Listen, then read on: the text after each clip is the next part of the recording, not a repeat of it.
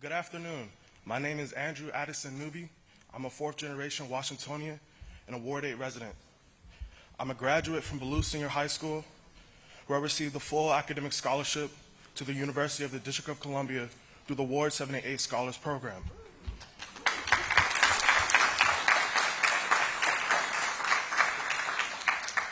And I am proud to share, this past May, I graduated from UDC with a bachelor's in information technology.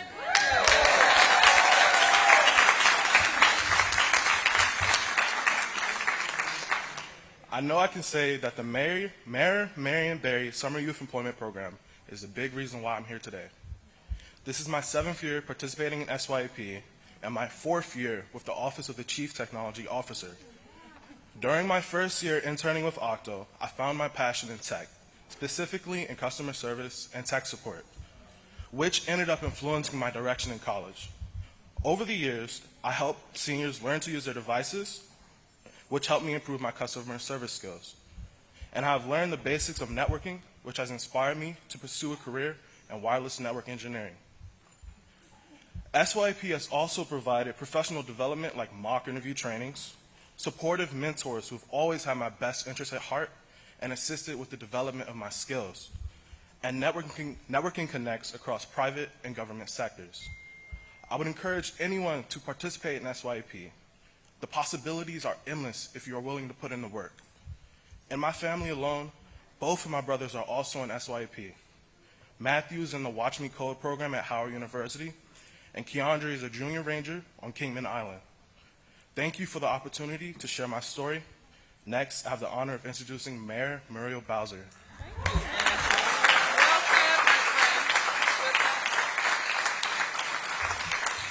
Let's hear for Andrew Addison Newby.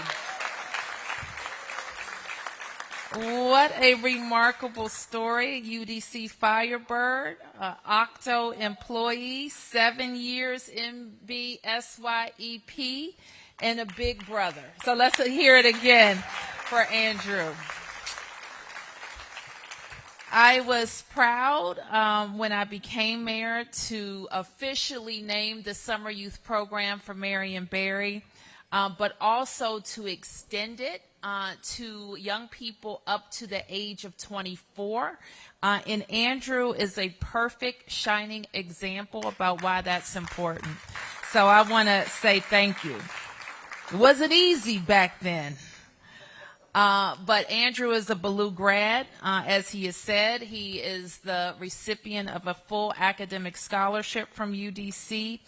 And we know when our young people engage in our programs that put them on the pathway to the middle class, that's exactly what they'll be, on the pathway to the middle class. And I saw you looking at him.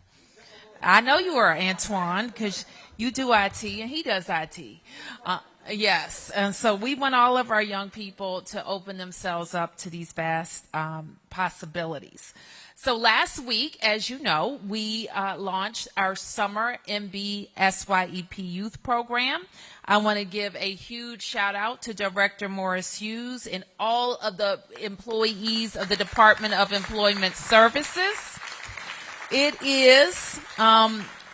There are 14,000 young people in MB SYEP in the Summer Youth Program. And just for some context, there are 37,000 people that work for DC government. So we basically are setting up a little less than half of the entire DC government every summer.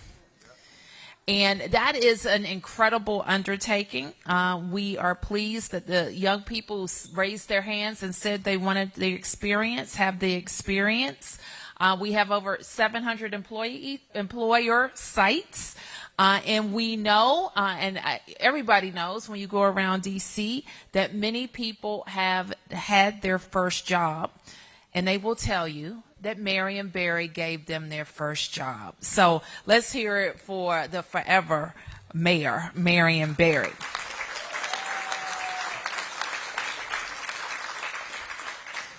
So Andrew is one of more than 30 SYEPers who are working at the Office of the Chief Technology Officer. I'm pleased that Lindsay Parker has joined us, the Chief Technology Officer.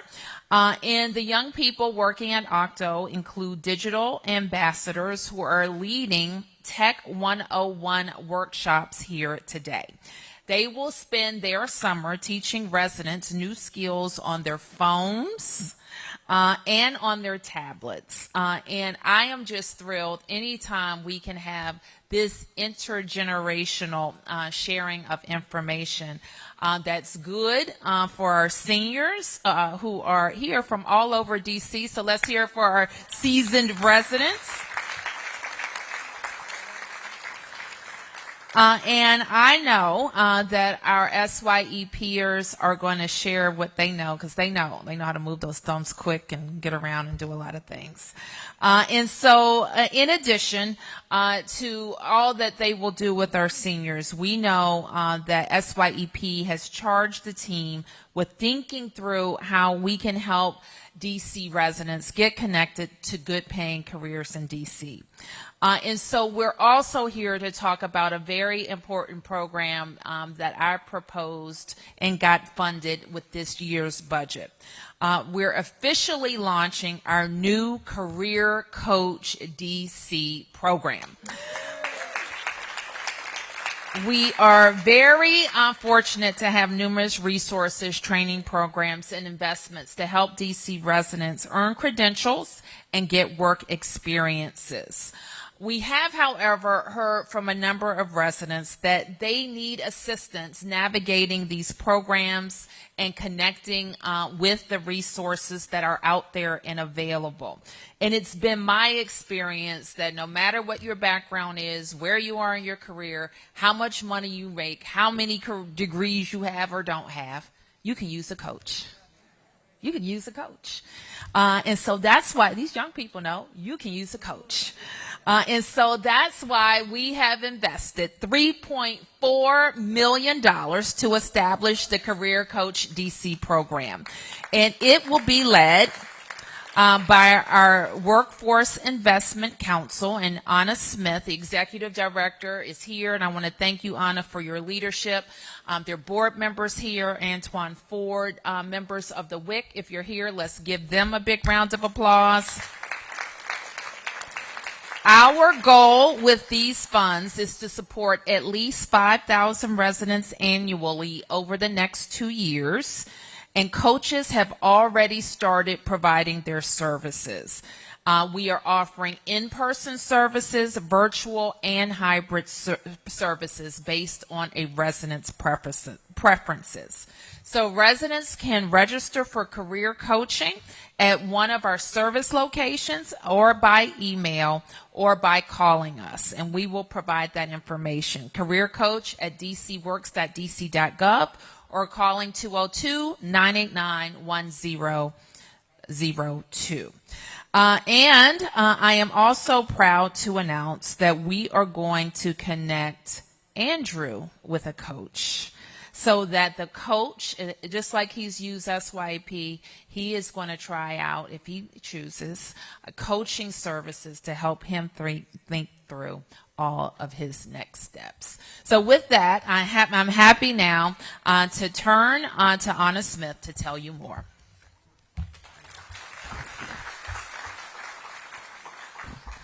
Thank you so much, Mayor Bowser. Thank you, Andrew, for welcoming us all. And I'd love to just start by recognizing the coach that we've already connected Andrew with, Mr. Kevin Ball right here, who's one of our fantastic coaches. We're really excited about this program. I'm really pleased to represent the Workforce Council today. I'd like to, again, recognize our staff, members of our board who are here, board members who are appointed by Mayor Bowser and represent business, labor, nonprofit, and government. They're charged with ensuring employers have access to the skilled workforce they need to grow and thrive their businesses. And we're also charged with making sure residents have what they need to get a high-quality education, workforce training, and meaningful employment throughout their careers. We do this by working with the public and nonprofit sectors. I know we've got some community organizations here today. and working across more than a dozen district government agencies that support workforce and residents throughout their careers. I know we have Director Zeilinger with the Department of Human Services, Director Morris Hughes, whom you'll hear from later, and many more. Our job is to make sure that those services are aligned and connected and work efficiently to make sure that we're furthering the community's goals of racial equity and economic prosperity. We're here today because of Mayor Bowser's commitment to those goals, commitment to residents like Andrew and his brothers, and the many more who want to pursue their passions and translate those passions into fulfilling careers right here in DC. But we know that sometimes there's a gap between knowing what you love to do and understanding the path and the experiences you need to get there and to take your job to the next step. So Career Coach DC, as Mayor Bowser shared, is connecting DC residents to human-centered design counseling, assessments, training, education, and quality jobs, all based on individuals' needs and preferences. Working with our local partner, KRA Corporation, whom I'd also like to recognize, there's some representatives here today, as well as the John and Mary R. Markle Foundation. I know we've got their representatives as well, whom we're partnering with through the Rework America Alliance initiative. Our dozens of career coaches will benefit from KRA's deep history and experience serving DC residents, as well as national best practices. Our residents deserve only the best. As Mayor Bowser shared, Career Coach DC is offered to residents 18 years and older who've not yet completed a bachelor's degree, or those who are low or moderate income. KRA, working in partnership with the WIC, community organizations, and other government agencies, will offer those services for the next 2 years. So I encourage you, eligible residents in the audience, summer youth employment individuals who are old enough, please. We've got some coaches here on site. We're excited to have you meet them. We have some flyers with information about how to connect with that phone number, with the email address, and I encourage you to take charge and take action today. Reach out to us and let us know how we can support you in your career journey. And now I'd love to welcome up Chief Technology Officer and Assistant City Administrator Parker to speak about the great work she and her team are doing. Thank you. Cool. Thank you so much, Anna, and thank you, Mayor Bowser. I'm so proud to be here today to talk about some of our tech-focused SYEP programs underway this summer already. And Andrew, I'm so proud of you, of your time and your journey at Octo. Your managers have been thoroughly impressed, and some of them are here today. The team really wanted to come and just give you a hug. Thanks for all that you've done. Your eagerness to learn new technologies, to help your community, and to grow professionally in just 4 years. I wish you luck with your career coach. I sincerely do. But I assume that they're going to give you the best advice, which is to get a job in government tech and come back to Octo. Okay. I'm glad we got that taken care of. So the tech team here in DC government works to unleash the possible in DC in the digital age. And that includes being super focused on creating a pipeline of talent, sparking an interest in tech among our youngest residents here in DC, putting them on the path to well-paying jobs in growing fields in technology, and more selfishly in government technology. Each year, we invite SYEP participants to learn and put to practical use tech skills that range from cybersecurity to IT support. And this year is no different. We have several in-office interns learning about device support, application testing, and networking. Several are here today, too. There's a lot of people here. It's really exciting. New to Octo's SYEP lineup this year is our esports program. You can't miss them. We have 15 Eastern High School Ramblers working with coaches Lee James and Paul Howard in the back. Other kinds of coaches. Yeah. But Mayor, don't worry. They're not just playing video games this summer, right, guys? Yeah. This team is learning to build computers. They're learning how to figure out networking, and we just talked about wiring and how important it is, and completing coding programs online. So this is why esports athletes go on to become software developers, graphic designers, IT professionals, and more. Again, I'm really selfishly hoping a lot of them come back to Octo. Let's just say that. So, and again, esports are sports without a ball, without a bat, but along with those valuable tech education, they're also learning teamwork, leadership, adaptability, strategic thinking, all super valuable skills needed for the careers they're eventually going to pursue and really for life. And as we've seen, especially over the past 2 years, technology really touches everything. We see more and more jobs that require technical chops, and we want to make sure we're providing the skills and opportunities here in DC to succeed in this new landscape. There's no better place to do this, in my opinion, than at DC government, where we're focused on building those pathways to the future. But don't get me wrong, we're also focused on today. Right behind us, we've got seasoned seniors engaging with our SYEP high school seniors. That cross-intergenerational work, Mayor, and actually they're not doing it yet, but they're about to do it after this. But we want to make sure that all DC residents have the skills to participate, work, and engage in the digital age today. Our goal with these Tech 101 workshops is to show residents how to use a device, a smartphone, a computer, in daily life, accessing a service online, a government service, for instance, using a GPS tool, saving your sister's phone number so you don't forget to call her, right? These 101 sessions are going to take place at select DC public libraries. Any excuse to come to MLK, I'm there. Every Tuesday and Thursday through August 6th. We all have a grandma, an uncle, a neighbor that could that could use help with their smart device. So if you or someone you know can benefit from these free sessions, bear with me. You can text Tech 101 to Tech 101 to 69866 or visit techtogether.dc.gov today. And I really want to applaud one of our Tech Together DC partners who's here with us today, the DC Department of Aging and Community Living. Director Jessica Smith is here today. Several residents here today for the workshop received their new devices through the DACL Wild Tech Senior iPad program, with a goal to provide 1,500 DC seniors participating in DACL programs free iPads, internet access, training, and ongoing technical support. So thank you so much. That's a big deal. Also available at techtogether.dc.gov and here today is information about how you or your neighbors can access quality, high-speed internet through President Biden's Affordable Connectivity Program, or otherwise known as ACP. Because we know that in order to truly engage online, we need quick and affordable access to the internet all over the city. So again, that's techtogether.dc.gov, where you can go to learn more. And now, I'm excited to hand it off to the woman who makes SYEP happen summer after summer, Department of Employment Services Director, Dr. Unique Morris-Hughes.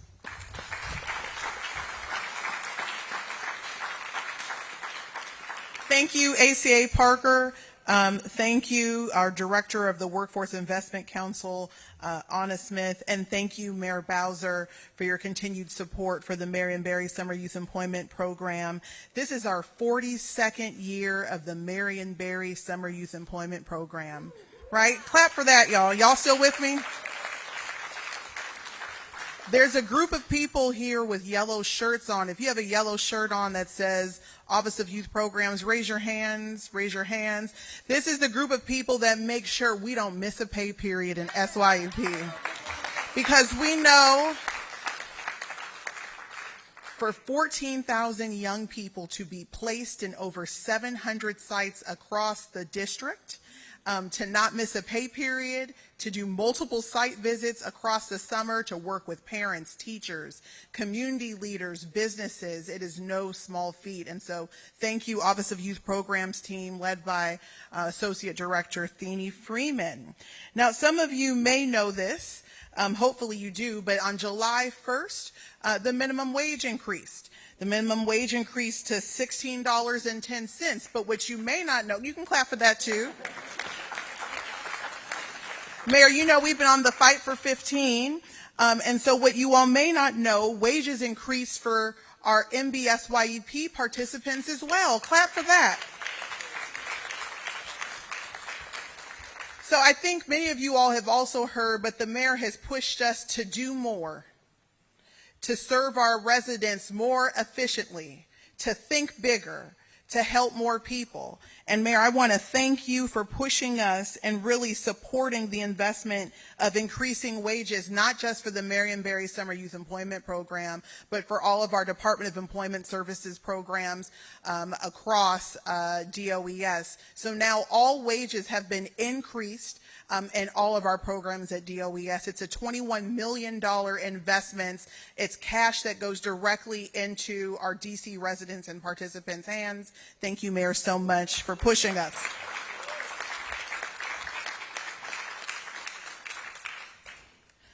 So we've been quite busy at the Department of Employment Services. There are lots of important programs that are launching this summer. We've talked about some of them already here today. But there are a couple of things that I need to remind you of and ask you to help with. One, we still have lots of opportunities for district residents to receive job training. So in addition to career coaching, you can sign up for a career coach and you can sign up for a job training program. We want to make sure that every single district resident from the ages of 14 on up has an opportunity to advance and improve their lives through workforce development training programs. There are lots of opportunities today. Many have strong financial investments that the mayor has made going into FY23. Please visit us at DOES.dc.gov as we continue to post and update all of our training opportunities as well.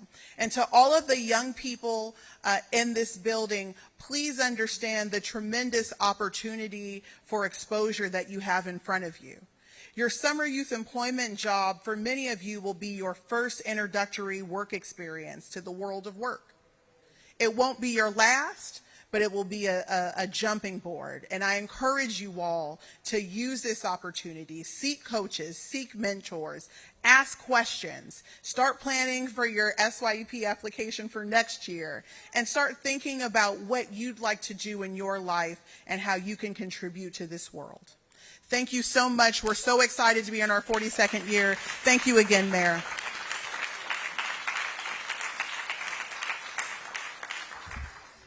So you heard a lot about what we've been working on. You heard about new devices for seniors. You heard about SYEP. And you heard about how we've been able to increase wages, which is no small matter, to make sure that our programs are competitive with the private sector, because we want the best of the best to come and work in DC government with us. So with that, I'll answer a few questions from our press corps.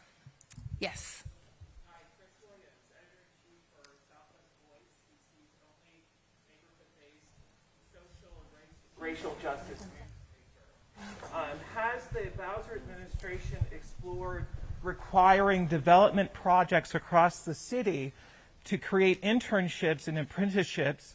These developments involve architecture, engineering, environmental conservation, and business development. Yes, we have a lot of requirements for people doing business in the district, not just developers, but contractors as well, and we're happy to share all of those requirements with you. Yes. Mayor, thanks for taking the question. Yeah. Off topic, but it involves the mayor's office. There's a measure moving through Congress this week, sponsored by Congresswoman Norton Holmes, that would give the mayor's office control of the National Guard during it, just period. Your reaction to this? Well, this is not new. We have certainly discussed this, and we've discussed it very urgently since the January 6th insurrection at the Capitol.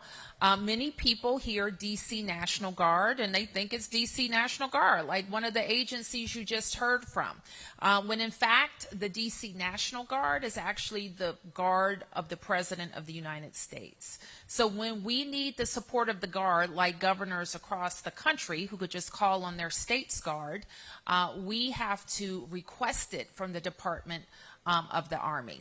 And that Guard is accountable, as I mentioned, to the President of the United States. So we wholeheartedly support the Congresswoman's bill. May I have a follow-up on that Sure. question? If the mayor's office does assume control of the National Guard. How do you think that's going to increase response times for when the Guard is needed, not just for insurrections? It would eliminate the need for the chief executive of the district, the mayor of the District of Columbia, speaking on behalf of the district, not the mayor's office, but the District of Columbia. It would eliminate our need to wait, to submit a request and wait for a response. Sometimes those responses have come quickly with certain presidents. Certain other presidents took longer to respond to our requests and then put limitations on that request and then made it necessary for us to go back if the mission had to change. So for the safety of the district, our neighborhoods, but also to support the federal Corps, it is the best way to keep DC safe. Yes. Any other questions? Yes, Sam. So, Mayor, that wasn't my question, but are you saying this wasn't really a problem before in the past, before, let's say, January 6th? It had not been a problem to get approval from the... Sam, I don't know all of the instances where we requested the Guard and the length of time it took to get an answer. So I don't want to give you an impression that it never took longer than a couple of days, because probably it did. With going through bureaucratic channels, sometimes things can take from a day to a week. My question is, there's a group that apparently is going to be meeting today, and their argument is that DC has so many problems, or so many groups that are working on this stuff, particularly dealing with violence, but it doesn't seem like they're talking to each other. So they're saying that the mayor's violence interrupters need to be talking to the attorney general's violence interrupters, who need to be talking to various community programs to try to coordinate something to deal with the situation out here. Any reaction to that? Who's saying that? There is a group that is meeting this evening, Okay. on Minnesota Avenue, and that is and I understand members of the council are part of it, but that is their thing, is that there are a lot of programs in D.C., but they're not really talking to each other, and they need to be talking to each other to sort of coordinating an effort to combat the violence or whatever. Well, I'm happy to talk to anybody who has a question about how programs are coordinated.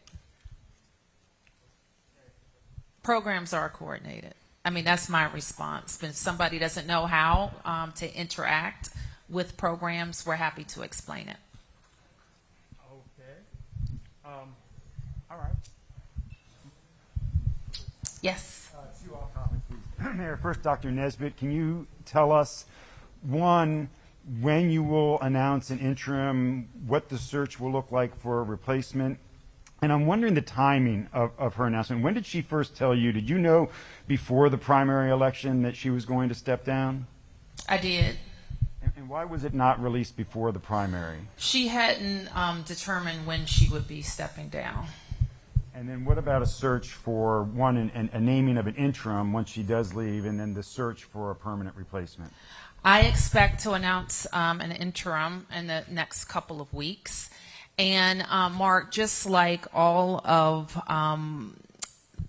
any vacancies or recruitments that we have in the government, I thought it was appropriate that the primary be concluded, and I have some look at November, and then we will talk about permanent replacements. What about other people in your cabinet leaving for whatever reason, now that you're looking at a third term, going up for your third reelection? Do you anticipate, or have you made any moves seeking just resignations to have them in case you decide to make changes, or do you know of any other cabinet members who might be departing? I don't have any other notice at this point. I do expect, however, I have been blessed with longevity as mayor. I'm looking at a general election in November. Thank you. And I always saw one of the benefits of that longevity is a lot of really terrific people have stuck with us for 8 years. And that is a long time in government. So don't you all get any ideas. That's a long time in government. And I don't know that there's been a DOH director, for example, that has ever served 7.5 years in DC government. and serve during a pandemic. And so we have had, because of in Dr. Nesbitt's case, her longevity, we've been able just to build a fantastic team at DOH. So one thing I know, and I knew it the second time I took the oath of office, is I have an opportunity to look at the entire government. I'm going to ask for community's input around our people, our programs, our services. I'm going to talk to our staff, and at the appropriate time, and I say the appropriate time because I don't want to get ahead of our November election, we will talk more fully about how the community can be engaged in those discussions about a third Bowser administration, if that's what the voters determine in November. And then a second off-topic question about the paid family leave checks. I know you have the director here. I'm just wondering, this is the second week that these families will go without their support checks. What can you tell, what is your word to them about people who are struggling to pay bills without these checks? And then I get that it's a vendor problem that's impacting far more jurisdictions than just Washington, D.C. 28, I think. But, why is there not a redundancy? Why is there not something in place that these checks, here we are celebrating Octo and all of our technical, wizardry, but yet the district government 2 weeks into this is unable to send out checks to people. I think we have an update on that. I'll turn to Unique. Thank you, Mayor Bowser. Mark, I think you're aware that we have put out 2 statements on the status of the paid family leave benefit administration system. I am happy to report that we will begin issuing payments this evening, which should hit bank accounts 24 to 48 hours after payments have been initiated. But let me just say this, that first of all, Octo has provided tremendous support in ensuring that we have everything we need to resolve this issue, which is really an issue of the vendor. And like the mayor said, this is far stretched across the U.S. More than half of all states and the District of Columbia is impacted by this. District residents and paid family leave claimants will be proud to know that the district is amongst the first 2 states that will issue payments, and that's because of the work of the team at the Department of Employment Services in the support of Octo. So payments will be pushed out this evening. Folks should start seeing them in their bank accounts 24 to 48 hours. So to clarify, will those checks be for 2 weeks of checks that they've missed, or that is correct. So that's correct. They should expect one payment for 2 weeks. So right? They'll receive one payment for 2 weeks. But their portal will be updated to indicate what weeks they're paid for and what amount they're paid for. Thanks very much for that. Thank you. Yes, Sam. Yeah, Mayor, I knew Mark was going to ask about Dr. Nesbitt, but you didn't get the question I wanted to ask. Your assessment of Dr. Nesbitt in the years that she has been with you. She's leaving. What do you have to say about her? She's outstanding. And I think DC residents know that. They had the opportunity to witness her brilliance. I'll tell you a couple of stories. My transition office was in 441, where we did a lot of our interviews. And I had 2 people that I interviewed with Brenda Donald as part of the HHS cluster. And 2, before they got out of the building, we wanted to make an offer to. And one of them was Dr. Nesbitt. The other one was Clinton Lacey. And we were able to recruit both of them to the district. I really wanted a person who would be a public face of health. And my experience with health directors, we've had some fantastic health directors in the district, but my experience was that they leaned into being managers of the government agency and programs, but not public-facing health leaders. And I really wanted to have a person that when you saw her, you would know that she was the district's doctor. And that's what Dr. Nesbitt did. What you didn't see was that she's also kind of a public administration nerd. And she loved budgeting, she loves org charts, and she loves putting people in places where they can succeed and make DC residents healthier. So I've just enjoyed working with her. I'm glad that we were able to keep her in public service and in public health as long as we were. And I just wish her all the best. Yeah. So this is rather random, and I'm asking on behalf of one of our Texas Okay. affiliates, and this will date back to when you were Texas affiliates? Yeah, when you were a council member and you had oversight of Board of Elections. Clifford Tatum, will you recall Mr. Tatum? Tell me more. He was head of Okay. board. He was head of Yeah. Board of Elections, and there were issues in the 2012 election with long lines and waiting. There were some special election snafus. I mean, you're clearly having to recall, so I don't know that we'll get much out of it. I'm just wondering if you were very critical of him when you were chair of the Oversight Committee of Board of Elections during his tenure. And I'm just wondering if you think this jurisdiction in Texas made a right decision in making him head of their Board of Elections, if he's somebody that you would recommend. You're stretching my memory back that far, and that wasn't my election cycle, I don't think, so I don't remember it that well, 2012. But I will say this: there's a small pool of people who do elections. And so I know that any time that we have recruited in the district, we're the best city in the world, so a lot of people want to work here. But I know that there is a small pool of elections officials, and I hope that anybody who's worked here has gained a lot of experience. And nobody called us, I don't think, to ask for a recommendation, but I've got to think in 10 years that Mr. Tatum has kept up to date with how elections operate. Okay, last question.